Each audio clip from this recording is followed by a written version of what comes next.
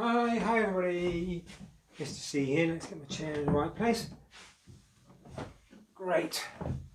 Okay, now I'm going to read you another Anansi story because, yes, we've read one which is the same story, but as I've said to you before, often there are different versions of a story. And do you remember we read this? Well, you might not have read it on my channel, but there's a story on there about how Anansi got his stories.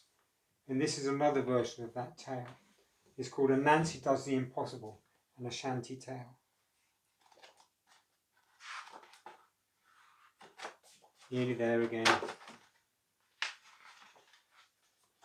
Long ago, when the earth was set down and the sky was lifted up, all folk tales were owned by the sky god. One day, Anansi the spider said to his wife, "Aso, it is wrong that the tales our storytellers have told for generations belong to the sky god. I am going to buy them for our earth people." Aso said, "Well, do you really think you can bargain with anyone so powerful, Anansi? I fear you are taking a morsel too big to fit your mouth." "Well, we shall see," said Anansi, and the very next day he went to the sky god.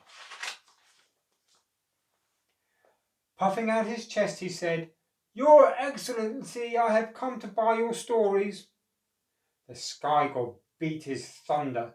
Tum, tum, tum. "Ho!" he bellowed. "What makes you think you can buy them? Kings have tried and failed, and you are not even a man." "What? What would you want in exchange for them?" asked Anansi. The sky god rubbed his great chin. At last he said, the price is 3 impossible tasks. Bring me a live python, a real fairy, and 47 singing hornets." "I can manage that," said Anansi. Then he hurried straight home to Asa. Anansi told her, I have to pay a live python, a real fairy, and 47 stinging hornets for the stories. However can I manage that?" Asa thought and thought. Finally she said, "I know how to begin," and she whispered in Anansi's ear. Anansi chuckled. At once he ran with Aso to a nearby river, where they sat on a log and waited. Presently a python came slithering down to the water to drink. Anansi said in a loud voice, it is longer than he is." "Not longer," shouted Asan. Maybe just as long, but not longer." The big snake raised his head.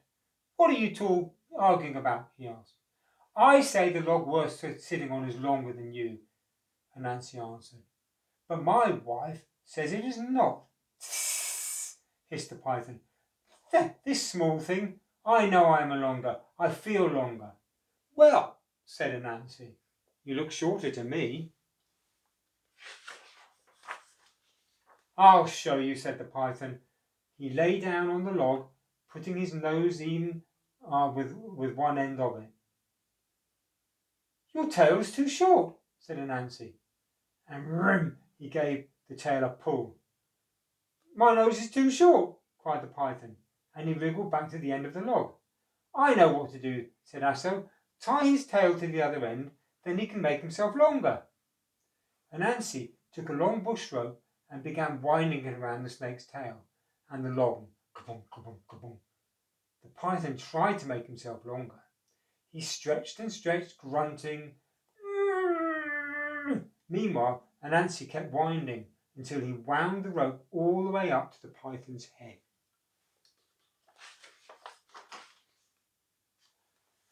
When he had the snake tied tight, he cried, "Ha! You foolish python! You let me catch you. Now I'm going to take you to the sky god." And off he went, dragging the python behind him. When Anansi gave the huge snake to the sky god, his scowl darkened the sun. he said. It is true. You have brought me the python, but you've yet to bring a real fairy and 47 stinging hornets. Anansi went home to Asso and asked, how are we going to catch a fairy? Asso thought and thought. Finally she said, I know, and she whispered, Anansi laughed. As Asso had suggested, he carved a wooden fairy and covered it with sticky gum from a mimosa tree. Asso put a tiny dish of banana fufu into its hand.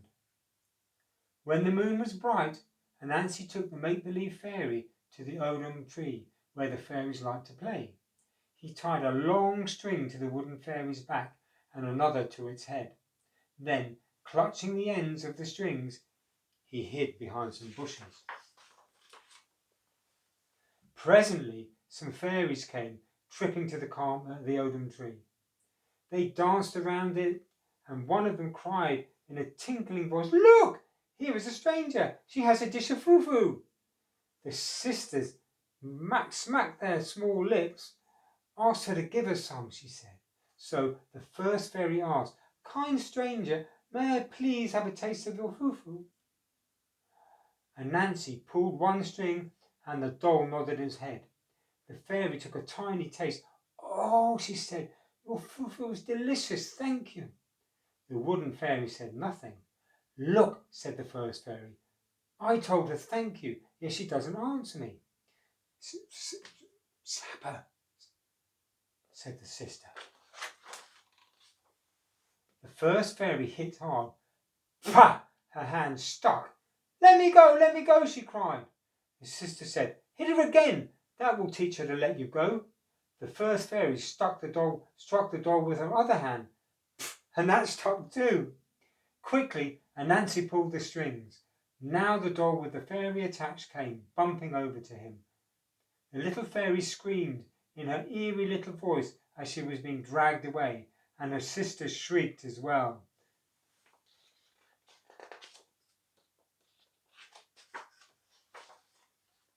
Anansi soon outran those other fairies.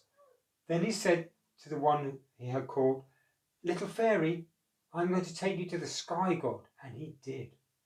When the sky god saw Anansi coming with the fairy, he roared, How can a measly creature like you perform these impossible tasks?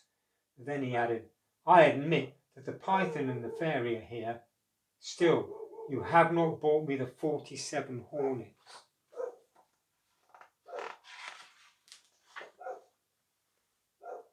Anansi ran home to Asso and asked, How are we going to catch the 47 hornets?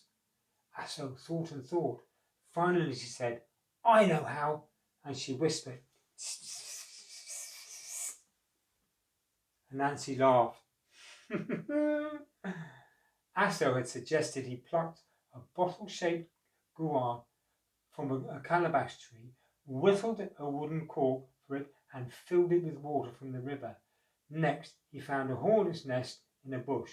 Climbing high up a nearby tree, he tipped the bottle and let the water gurgle. Glug, glug, glug, glug, glug, down upon the hornets.